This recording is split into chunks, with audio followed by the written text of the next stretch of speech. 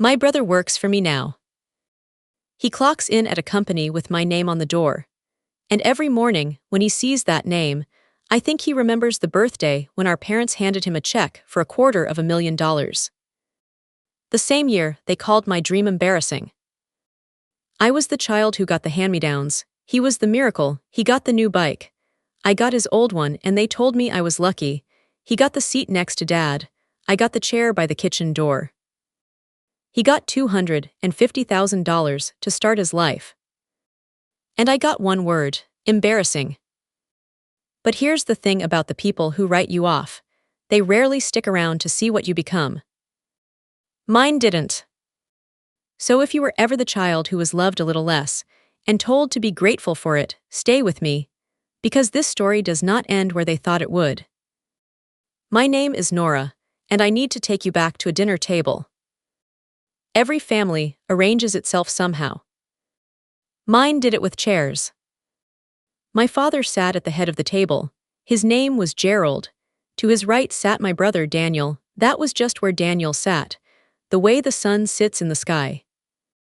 It was the warm seat, the seat where the good stories got told, where a hand landed on your shoulder when you said something clever, where the food arrived while it was still hot. My seat was at the other end, by the door to the kitchen. My mother had an explanation. Her name was Ruth, and she'd said it so many times it had worn smooth. Nora doesn't mind sitting by the kitchen. She likes to help. I didn't like to help. I'm going to be honest about that now.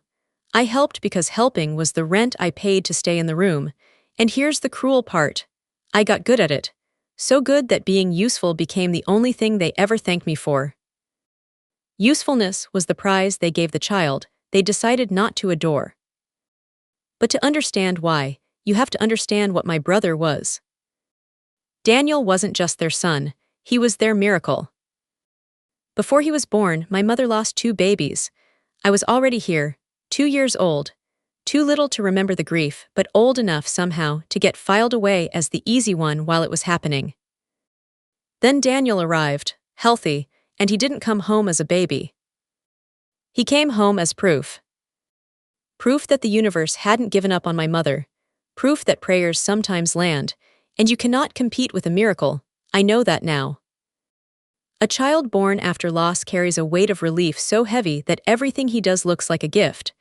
And the child born before the loss, she just becomes furniture, dependable, always there, needing nothing. So Daniel was adored for breathing. And I was appreciated for producing. Nobody ever said that out loud. They didn't have to. A kid can read the temperature of a room long before she can read a book. And I learned early. The warm air in our house pooled around my brother. I lived in the draft. The little proofs were everywhere, if you knew where to look, and I always knew. His drawings went up on the fridge, held by a magnet shaped like a strawberry. Mine went in a kitchen drawer. I'd find them months later, soft and stained with the ring of a coffee mug. When he threw a tantrum, he was sensitive. When I went quiet, I was low maintenance, thank goodness. And then there was the afternoon I've never been able to forget. I was 10. I came first in the whole grade on a math test, the kind of score they read out at assembly. I ran home with the paper in my hand. My father looked at it for 2 seconds. He nodded, and he said, "Good girl, go see if your brother needs help with his fractions." Top of my grade. And my prize was a second job, tutoring the miracle. I did it too, every night that week, because some hopeful, aching part of me believed something. If I made myself useful enough, one day they'd have no choice. One day they'd love me the loud way they loved him.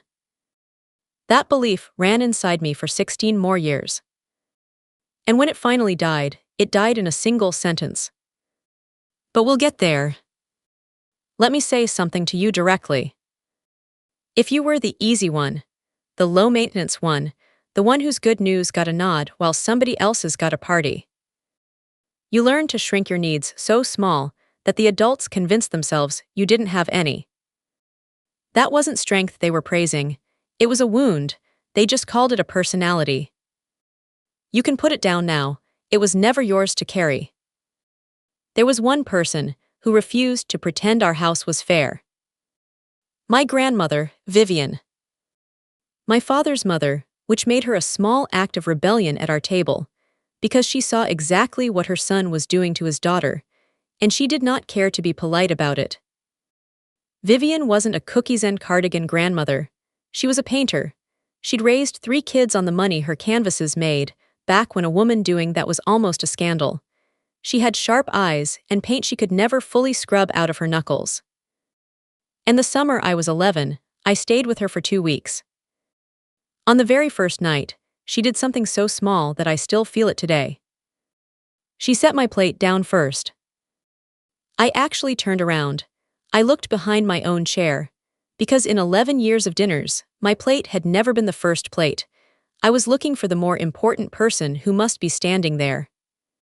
Vivian watched me do it. And something crossed her face that I was too young to name. Years later I understood it. It was fury, not at me, for me. She sat down, she unfolded her napkin, and she asked me a question no adult had ever asked me before. So, what do you want to make when you're grown? Not what I wanted to be, what did I want to make? I opened my mouth to give her the safe, small, self-erasing answer I'd been trained to give. And for the first time in my life, I didn't. Buildings, I told her, it came out smaller than I meant. Houses, ones that don't crack, ones that stay standing. I braced for it, the soft laugh, the pat on the head, the gentle how sweet, now finish your peas. Vivian just nodded, slow, like I'd confirmed something she already knew. Good, she said. There's a shortage of people who make things that last. Everybody wants to make things that sell. Then she got up, she dug in a drawer, and she put a pencil and a pad of heavy paper in front of me. Well, show me one. So at 11 years old, at her chipped blue table, I drew my first floor plan. It was clumsy, the proportions were all wrong, but it had a big kitchen, and a dining table with every single chair set the same distance from the middle. I'd designed a room where nobody had to sit by the door. I didn't even notice I'd done it, not for 20 more years, but my body remembered the math of that house long before my mind caught up. Vivian kept that drawing. And I found out much later, she kept every single one. Those 2 weeks changed something permanent in me. For 14 days, I lived somewhere my ideas were treated like weather worth discussing, where my questions got real answers, not a distracted, go ask your brother. And then the 2 weeks ended, and I went home. Back to the draft, back to the seat by the door. But here's the thing, you can't unfeel warmth once you felt it. That's the mercy and the cruelty of someone who loves you well. Vivian gave me a standard, and now I knew, my house wasn't cold by accident. It was cold on purpose. Here's something nobody tells you about being the overlooked kid. You don't act out. The movies get this wrong. They give you the neglected child who steals cars and slams doors until the parents finally notice. Real life is quieter and sadder. The overlooked kid gets better, more helpful, more impressive, straighter A's, cleaner room, fewer problems, because we mistook our parents' relief for love, and we'd do anything to keep the relief coming. So my teenage years were a performance of excellence that nobody came to watch. I got a job at 16, at a hardware store called Harmon's. I loved the smell of cut pine and the weight of a good level in my hand. Old men would describe a broken hinge, and I'd hand them exactly the right part. And for 1 second, I'd feel needed in a way that actually counted. I had a savings account before I had a learner's permit. And Daniel was busy being loved. Which it turns out was a full-time job, and it paid extremely well. Let me give you one afternoon, because one afternoon tells it better than 100. I was 17. I'd applied in secret to a serious engineering program, and I got in, with a scholarship, real money, the kind of letter that can bend the whole future of a family. I walked through the front door holding that letter. The same afternoon, my brother walked in holding a failing report card. Guess whose news got the family meeting? They sat Daniel at the head of the table. My father's hand found his shoulder. My mother pulled her chair close, and for 2 hours, they problem-solved for him like it was a hostage negotiation. Was the teacher unfair to him? Should they hire a tutor, a different tutor? Was he sleeping enough? Was chemistry just too much for a boy so sensitive? And my scholarship letter sat on the kitchen counter, next to the takeout menus, unopened. Because the whole evening belonged to my brother's failure, his crisis was more interesting to them than my miracle. Then my mother turned to me, in the middle of it all, and she said, "Nora, sweetheart, you always understood chemistry. Would you sit with your brother this week?" I said yes. Of course I said yes. But that night, after the house went dark, I did something I'd never done. I took the phone into my closet, I pulled the door shut, and I called Vivian, 300 miles away. I told her about the letter no one had opened, and halfway through, my voice came apart. There was a long silence on the line. Then she said very simply, "Open it now, read it to me, every word." So I sat on the floor of my closet, and I read my own good news out loud, to the one person on earth who wanted to hear it. And she made noise. Real noise. She gasped in the right places. She made me repeat the sentence where the university said they'd be proud to have me. Again, she said, "Read me the part where they say they want you, slower this time." I can't fully explain what that did to me. A grown person, treating my achievement like an event, not an interruption. I cried on that closet floor, but not from sadness.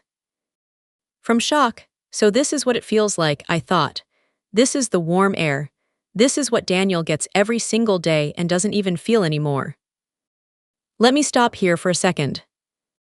If you've ever had to throw your own party, if the biggest news of your life was met with a distracted, "That's nice," and you had to go find somebody else to be happy for you, then you already know the exact ache I'm describing. It's a lonely thing, and it leaves no mark. Nobody sees it. You just quietly learn to turn down the volume on your own good news. If that was ever you, I'd like to know you're out there. Just say something in the comments. It helps to know how many of us there are. I took the scholarship. At 18, I left. And I'd love to tell you distance healed it. It didn't. Distance just gave me a better seat to watch it from. I'd call home and I'd get a 20-minute weather report on Daniel. His job leads, his girlfriend, his car making a funny sound, his big plans. Then right before goodbye, my mother would ask, "Oh, and is school going okay?" The way you ask a cashier about their day. I'd start to answer, and I'd hear my father in the background, asking her what was for dinner. I put myself through that degree, scholarship, 2 jobs, a mountain of loans. Daniel in the same window, switched majors 3 times, dropped out of 2 schools, and every single time he was met with a fresh check and a soft place to land. One midnight in the library, I did an accounting I probably shouldn't have. I added up what they'd spent smoothing over one of Daniel's abandoned semesters, and I set it next to what they'd contributed to my entire education. My number was 0. Not because there was no money. That's the part that took me longest to swallow. They had it. They spent it freely. There was just no money for me, because I was the account that never needed a deposit. The one that took care of itself. And here's what I did next. It still makes my chest ache. I graduated with honors, first in our family, and I spent money I didn't have to get my diploma professionally framed. Because I had a picture in my head. There was a hallway in my parents' house, and every inch of that wall was Daniel. Daniel as a baby, Daniel in a soccer uniform, Daniel's portrait from the community college he barely finished, in a gold frame, with a light over it. I imagined my diploma finding a place on that wall. I was 22, and I still believed a good enough accomplishment could buy me space in my own family. I mailed it home. 3 years passed before I visited. And when I did, I looked for it in the hallway, casually, pretending I wasn't looking. It wasn't there. The wall was still all Daniel. I found my diploma later, in the guest room, in the bottom drawer of a dresser, still in the frame I'd paid for. Face down. With a stack of old phone books sitting on top of it, like the drawer was worried it might try to get up. You'd think finding my diploma face down in a drawer would have broken something open in me. That I'd march into the living room and demand an explanation. Do you know what I actually did? I slid it back, exactly as I found it, same spot. Phone books were stacked just so, and I closed the drawer softly so nobody would hear. Then I walked to the kitchen and asked my mother what I could do to help with dinner. 30 years later, I finally understand why. Protecting my parents from the sight of my own hurt had become so automatic that I did it even when I was alone, even when they were the ones who caused it. The habit ran deeper than the pain. I was 26 when the real turn came. I'd spent 4 years at a construction firm, and I was good enough that I'd been promoted twice. I ran job sites where men who'd been swinging hammers since before I was born called me ma'am, and meant it. In my bag, I carried a leather notebook Vivian had sent me, and for 2 years, I'd been filling it with one idea. My own company. Not a vague dream, a real plan, a firm built on one promise: honest work, honest timelines, houses made to outlast their mortgages, run by someone who understood in her bones what a home was supposed to feel like, because she grew up in one that felt like a lobby. I had the skills, I had a client half committed. What I didn't have was the money to open the door. And that brings me to the dinner. The one that cut my life cleanly into a before and an after. It was Daniel's 24th birthday. And by then, let me just say it plainly, my brother had accomplished almost nothing. A 2-year degree stretched across 5 years, 4 jobs, all quit or lost, a trail of enthusiasms that never survived the boring middle of any real effort. He was magnetic, genuinely, the kind of man a room turns toward when he walks in, and he'd spent 24 years being taught that this charm was the same thing as worth. After the plates were cleared, my parents stood up to make an announcement. My mother's eyes were already wet. My father had his hand in its usual spot on Daniel's shoulder. They wanted to give their son something to build a life on, they said. A foundation, a real start. $250,000. Their savings, most of it, a down payment on a house, handed to the child who had never once seen a hard thing through to the end. And I sat in my chair by the kitchen door. And I clapped. Because the whole room was clapping, and clapping was, as always, my job. If you've never lived a moment like that, you might be stuck on the number. $250,000. But stay with me, because the money was never the wound. The wound was the sentence the money spoke, without anyone saying it. This one is worth protecting. This one deserves a running start. We looked at this child's empty resume, and we decided he'd earned a fortune anyway, just for being himself. And I had spent 26 years earning, and earning, and earning. And it had never once bought me even a fraction of that faith. So after the cake, I did the bravest thing I'd done in 26 years. I asked for something. I cornered my parents in the kitchen, while everyone drifted to the living room, and my hands would not stop shaking. I told them about the notebook, about the firm, about the 2 years of nights I'd poured into a plan that was ready to be real. And I made sure they understood, I was not asking for what they gave Daniel. I told them I had my own savings, that I'd tested the numbers 100 ways, that I needed only a fraction of his gift, and that unlike him, I was bringing a decade of experience, a finished plan, and a client already waiting. I asked my parents to invest in me. Out loud, for the first time in my life. And my mother's face didn't harden. That's what I wasn't ready for. She didn't get angry, she looked awkward. For me, the way you'd look at someone who stood up to give a toast at the wrong wedding. "Oh, Nora," she said, "you've got such a good, steady job. Why would you gamble that away, this hole?" And she made a little circling gesture in the air, hunting for the word. And then she found it, and she set it down gently like something fragile. This ambition of yours, it's a little embarrassing, honestly, sweetheart. A grown woman chasing something so risky. Daniel needs a home, you just need to be sensible. You've always been our sensible one. Embarrassing. There it was. My whole life, compressed into 4 syllables, delivered kindly, over the ruins of a birthday cake. And then my father, who hadn't looked up from his plate, added the finishing blow, without any idea it was one. We can't go playing favorites, Nora. Wouldn't be right by your brother. Let that sit for a second. We can't play favorites. Said by the man whose son was, at that exact moment, holding a check for $250,000. Said to the daughter, who'd never gotten a single cent. I didn't cry. People always expect the crying. There wasn't any. I didn't shout. I didn't sweep the plates off the table. I didn't give them the scene that would have let them call me the unstable one. Something just went quiet in me.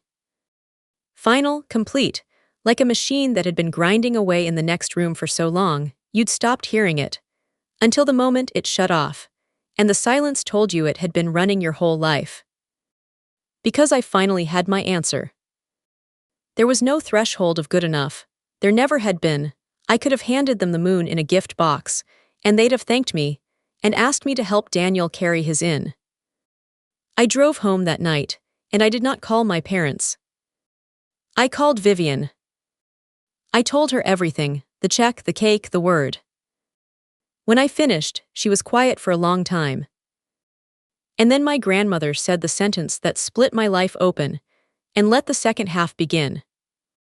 Nora, stop knocking on a door that was bricked up before you were born. Come see me this weekend. There's something I've been holding for you. I drove out to Vivian's that Saturday. Her house had shrunk, the way childhood places always do, but the kitchen table was exactly as I'd left it, chipped blue paint and all. She fed me, and without any ceremony, without even seeming to think about it, she set my plate down first. 15 years later, and she still knew what it meant. She always knew. After we ate, she led me to the back room, the one that smelled like linseed oil and old paper, and she took a wooden box down from a high shelf. Inside were my drawings. All of them.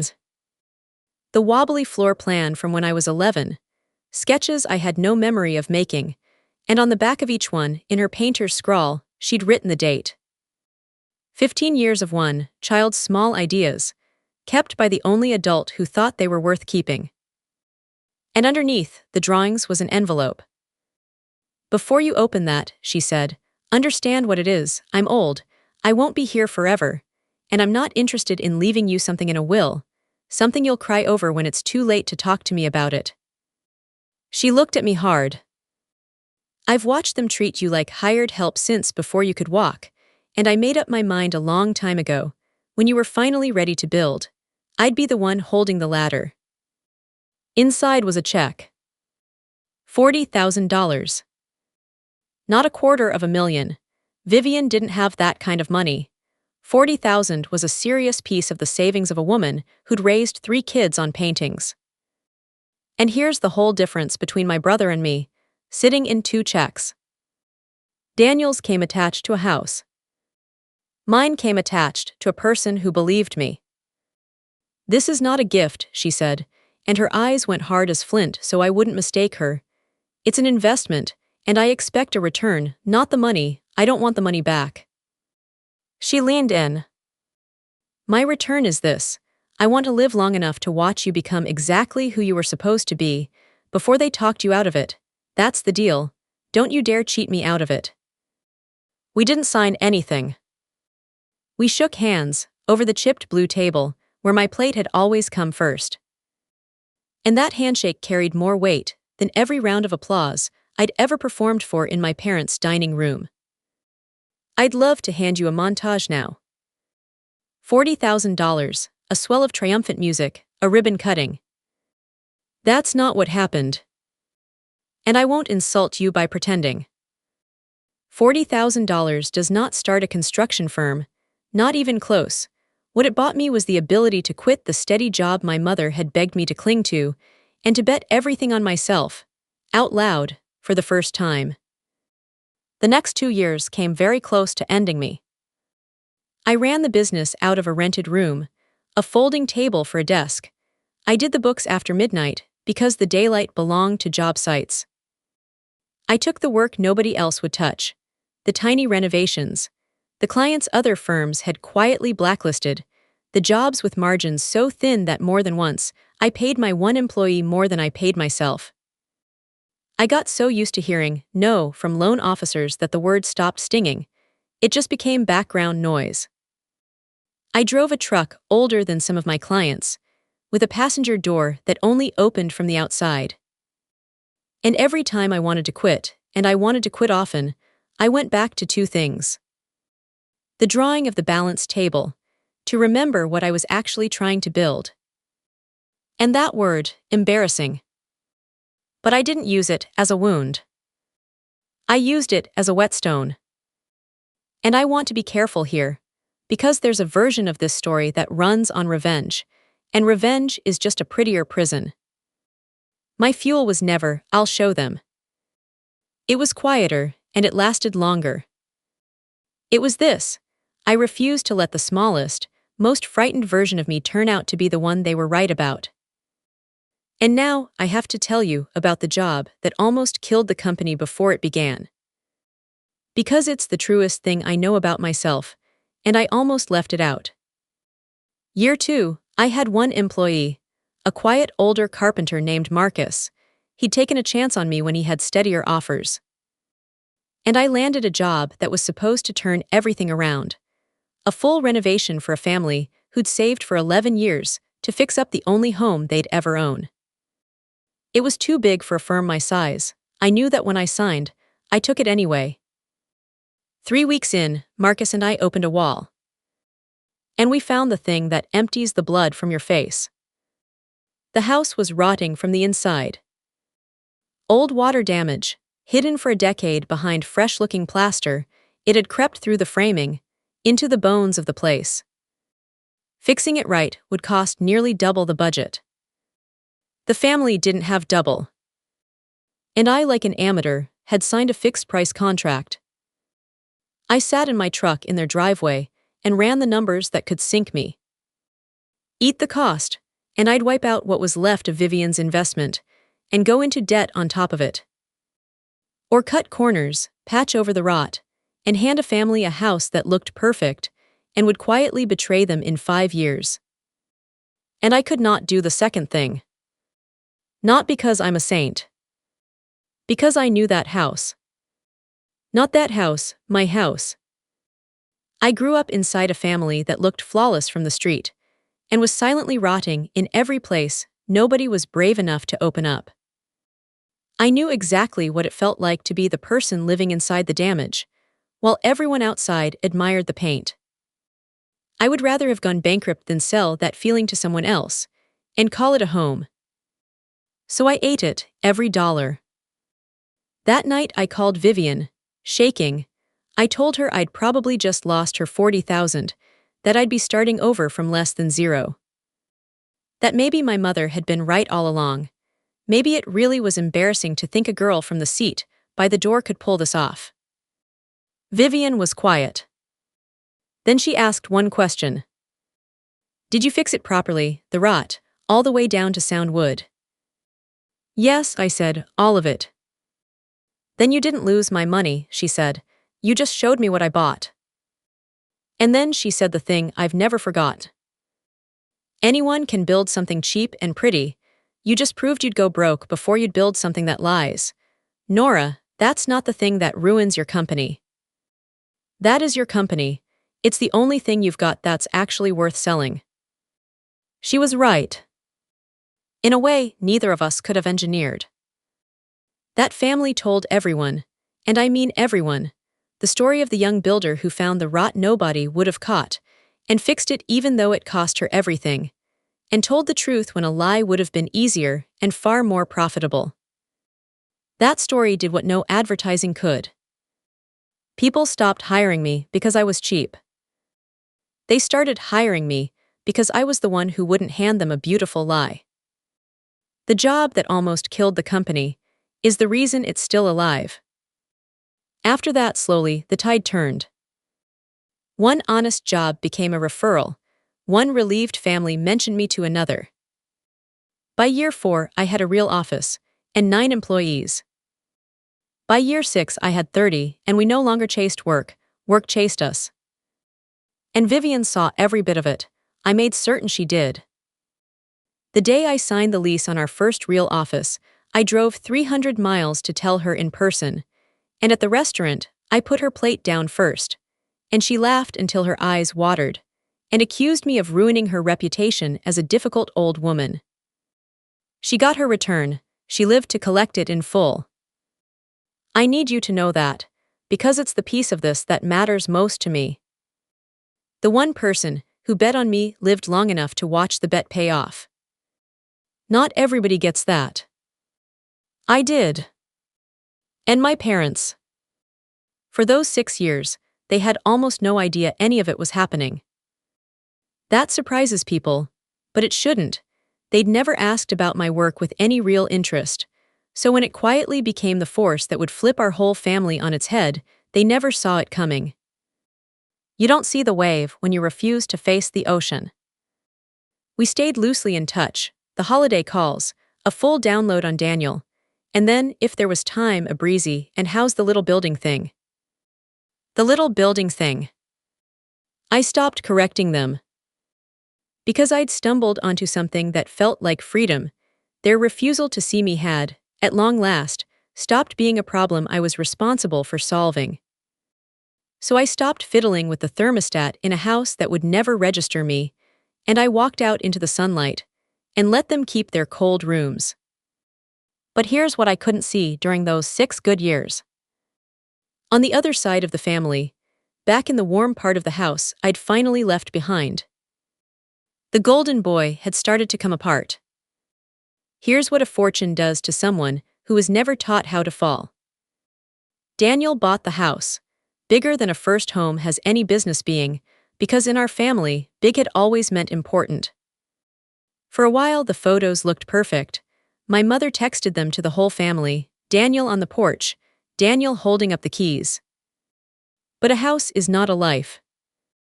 And a down payment is not a work ethic. The mortgage came due every month, with the total indifference of arithmetic. And Daniel, who'd never held a job past a year, couldn't hold the one that was supposed to hold the house. He started a business, our parents funded it, it folded. He started another, they funded that too, it folded faster. Each rescue was a little smaller than the last, because even $250,000 has a floor, and my parents were in their 60s now, finally watching theirs come up to meet them. Because here's the cruel mechanics of always being caught. You never grow the muscle that catches you. At 30, my brother had the financial instincts of a boy, because boyhood was the last time anyone let him feel the weight of a consequence. And I did not celebrate this. I need you to believe me, because this is exactly the point where a story like mine can curdle into something ugly, and I refuse to let it. When word reached me that Daniel was drowning, I didn't feel triumphant. What I felt was sadder than that. I felt sorry for him. Because I'd finally understood something, Daniel was a casualty of that house too. They had loved him so lavishly that they'd disabled him. And they'd loved me so little that they'd accidentally handed me my own 2 feet. We were both bent out of shape by the same crooked arrangement. It just took 2.5 decades to see which shape survives a storm, and which one washes away in the first hard rain. Here's the truth I'd learned by then. A child who's given everything learns he is safe. A child who's given nothing learns she is capable. At the start, both of those are lies, but only one of them teaches you how to build a life. And if you were the one who had to become capable, because it was clear no rescue was coming, let me name something for you. The self-reliance you resent, the toughness you had to grow far too early, the competence you built alone while no one was watching. That is the strange, unwanted inheritance they left you, without ever meaning to. It will never feel like a gift. But it is the most valuable thing you own. Nobody can spend it but you, and nobody can take it back. Now, the application. By this point, my firm was one of the most respected mid-sized builders in the region. We were hiring across the board, and I had a sharp HR lead named Priya who ran first-round hiring, so I could stay out on the sites and over the drawings, the parts of the work I actually loved. One Tuesday, Priya appeared in my office doorway. With a look on her face I couldn't read. "There's a name on the applicant list for the coordinator role," she said, carefully. "Same last name as yours. I figured it was a coincidence, but the home address matches the emergency contact you've got on file." She slid a single sheet of paper across my desk. And my brother's name looked up at me, in a tidy, professional font. My brother had applied for a job at my company. And here's the detail that stole the breath right out of me. He had no idea it was mine. To Daniel, to all of them, I ran a little building thing. Not one of them had ever looked closely enough to learn the name of the company. So when my brother, out of rescues, out of runway, out of his parents' emptied savings, went hunting for an entry-level job in the one industry his sister happened to dominate, he applied to a firm whose owner he did not recognize. Because he'd never once bothered to learn my name in the world I'd built. I sat there a long time, holding that page.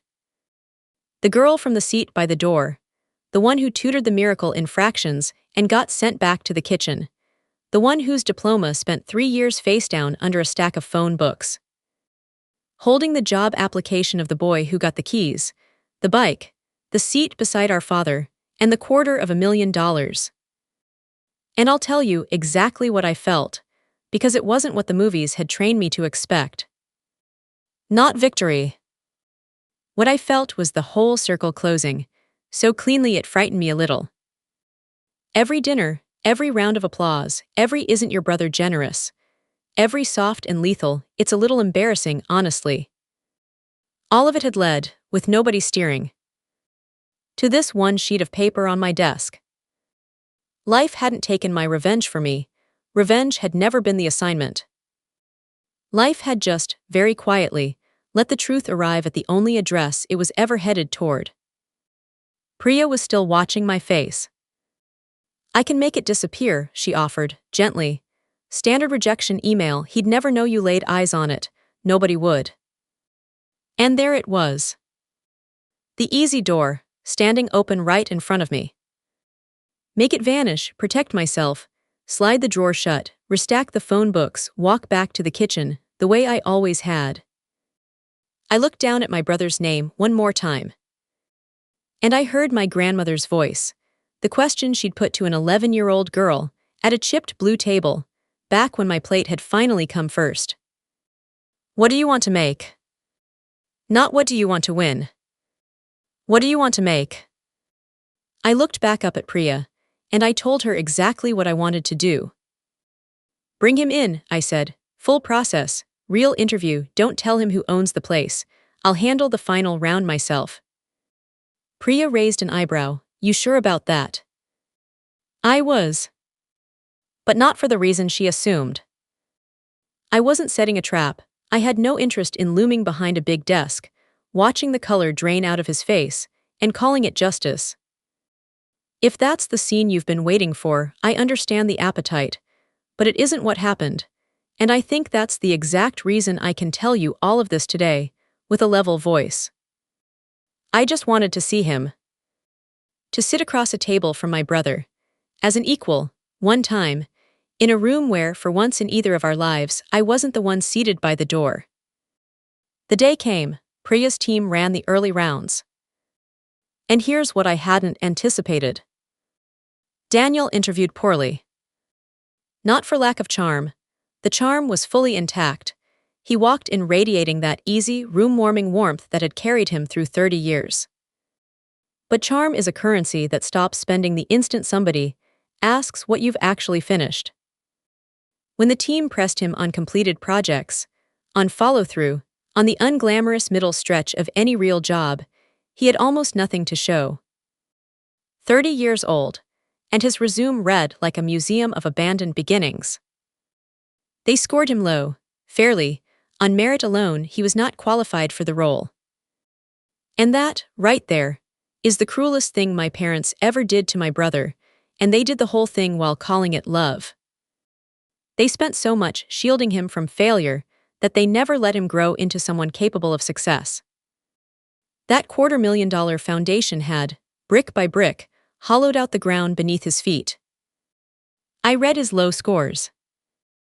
And then I did the thing that surprised even me. I called him back for a final round, with me. He walked into my office. And I got to watch the recognition arrive, in stages. First the professional smile, rehearsed, ready. Then a flicker, wait, do I know her? Then the slow drain of color, as his brain finally caught up to his eyes, as the nameplate, and the corner office, and the woman on the other side of the desk, all resolved into one impossible fact.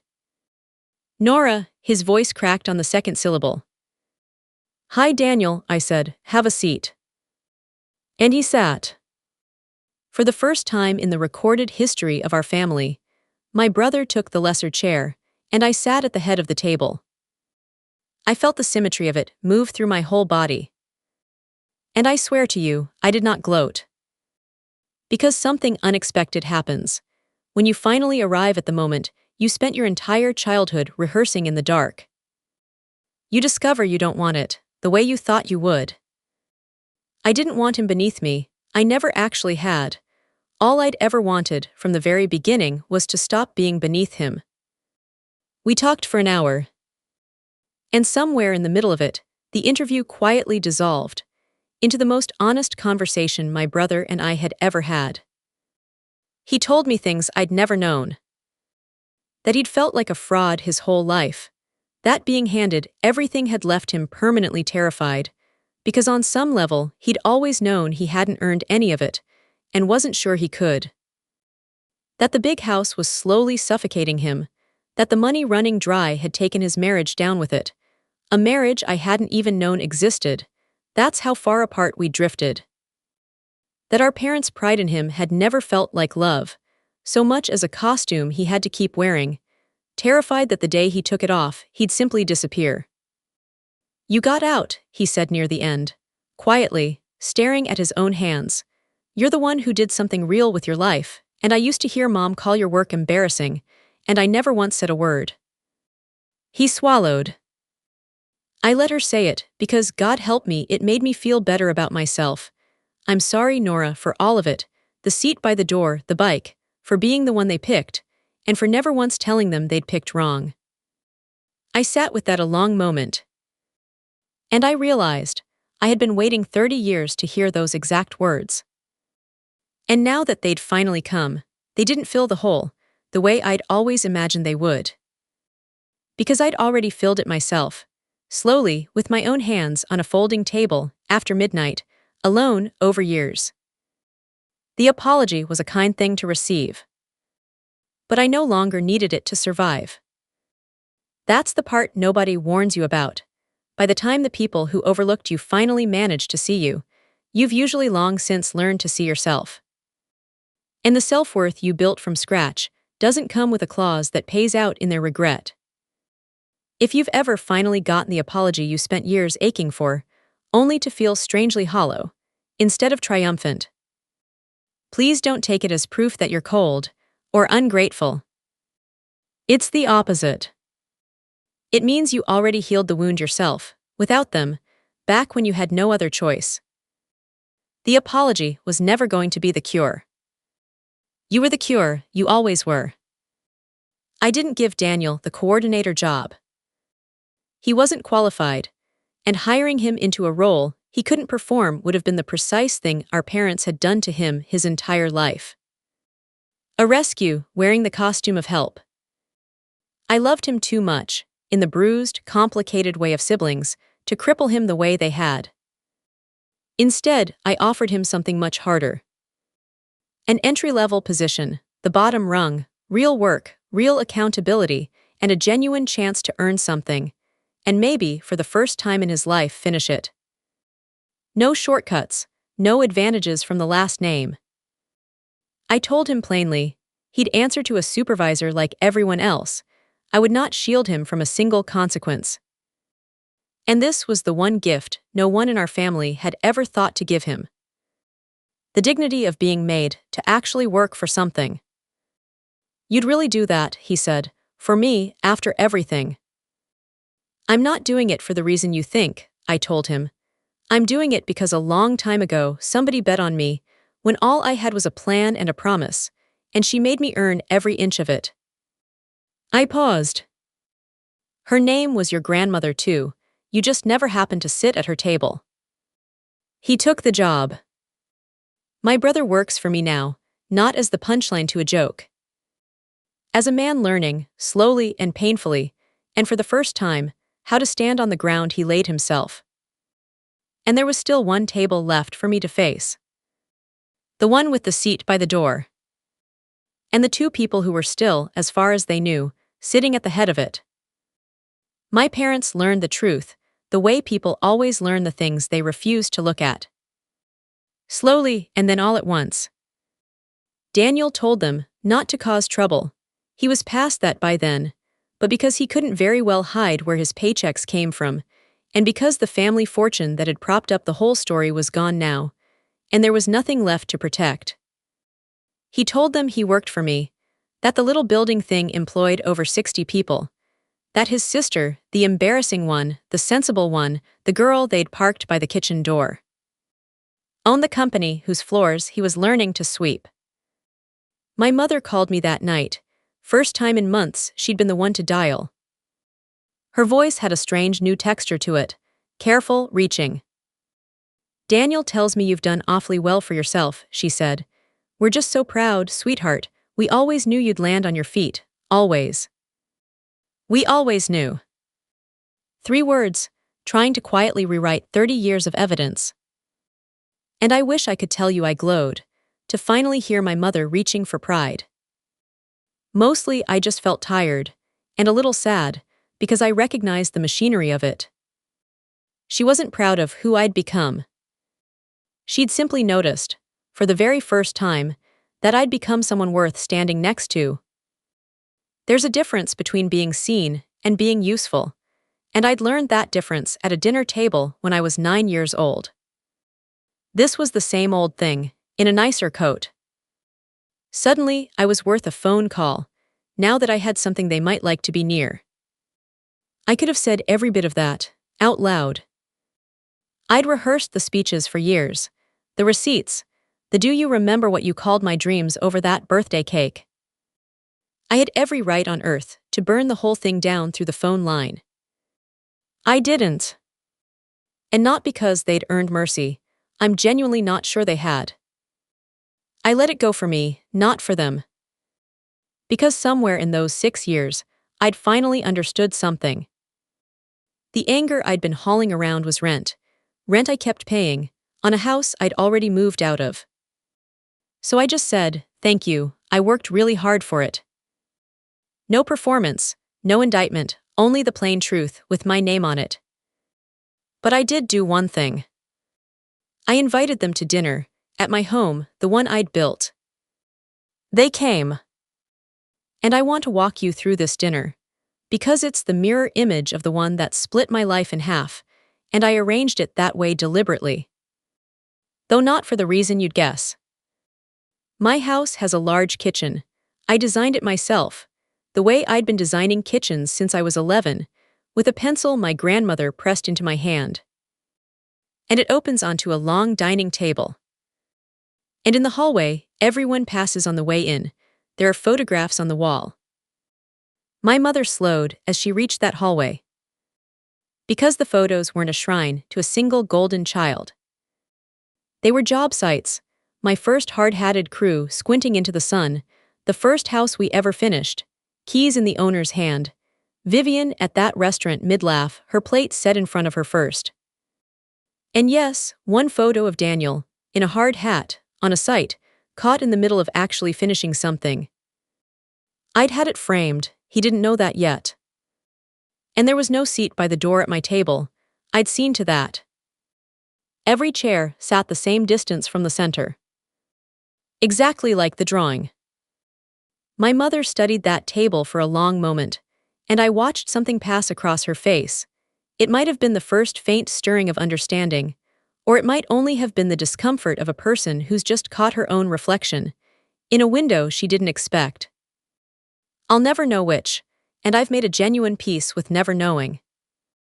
I sat them down, and I served the dinner. And then came the moment I'll carry with me for the rest of my life. Out of pure 30-year habit, my mother started to rise from her chair. "Here, let me help you carry this."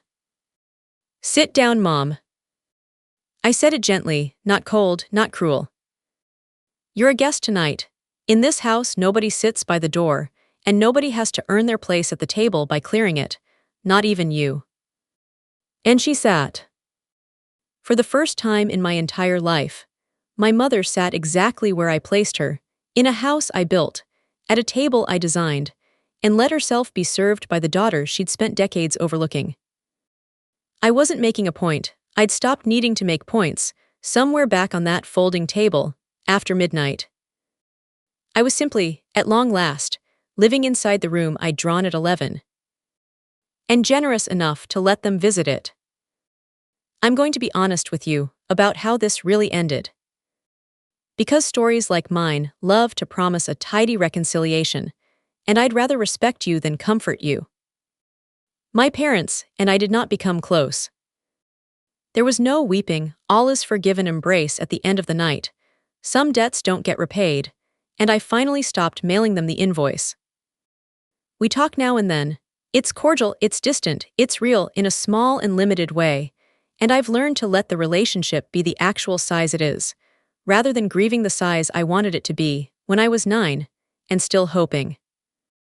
And that, as it turned out, was the real freedom.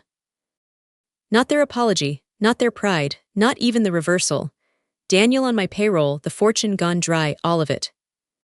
The freedom was much quieter than any of that. The freedom was the day I stopped auditioning for a role that had been cast before I was born. Vivian died 2 years ago. Sharp to the very last day, in her 90s, and she collected her return on investment, in full. She lived long enough to watch me become exactly who I was supposed to be, before anyone talked me out of it. At her funeral, I learned she'd told half her town about my granddaughter, the builder. Not the sensible one, not the helpful one. The builder, the one who makes things that last. The wooden box of drawings sits in my office now, where I can see it from my desk. And on the hard days, and there are still hard days, new versions of the old fear, new stretches with no applause, I open it, and I look at that first wobbly floor plan I drew at 11. The one with the table, where nobody has to sit by the door. She held the ladder, I climbed. And every year since, I've tried to become the person who holds it steady, for somebody else. So let me tell you the one thing I actually learned. Because if you've stayed with me this long, some piece of this was your story too. If you were the overlooked child, the one handed the hand-me-down and told to be grateful, the one who tutored the golden child and got sent back to the seat by the door. Here is the single truth it took me 30 years to finally believe. Their inability to see you was never evidence of your worth. It was only ever evidence of their blindness. You do not have to earn a love that should have been given freely. You do not have to keep auditioning for people who handed the part to someone else before you ever walked in. And that strength you built alone, in the dark, with no one clapping, the self-reliance you sometimes resent because a kid should never have needed it so young. That is not the wound at the center of your story. That is the inheritance. The thing they gave you by accident, while they were busy giving everything else to somebody else. Because a child who is handed everything learns only that he is safe. A child who is handed nothing learns that she is capable. And when the weather finally turns, and it always turns, only one of those children knows how to build something that stays standing in the wind. So go build your table. Set every chair the same distance from the middle. And then, when it's finished, put a plate down first, in front of the next kid who's been quietly waiting by the door, for someone, anyone, to finally see them. Be somebody's Vivian. If this was your story too, if any of it reached into that quiet locked room you don't usually let people into, I'd genuinely like to hear from you. Tell me you were the overlooked one. Tell me you built something anyway. I read what you write, and I can promise you, the space below is full of people who understand exactly what your childhood felt like, and who turned out just fine, better than fine, without the running start. And if you needed to hear any of this today, stay a while, subscribe, and sit with us. There's a seat here for you. And I want to be very clear about one thing. It is not by the door. It never will be. And your plate goes down first.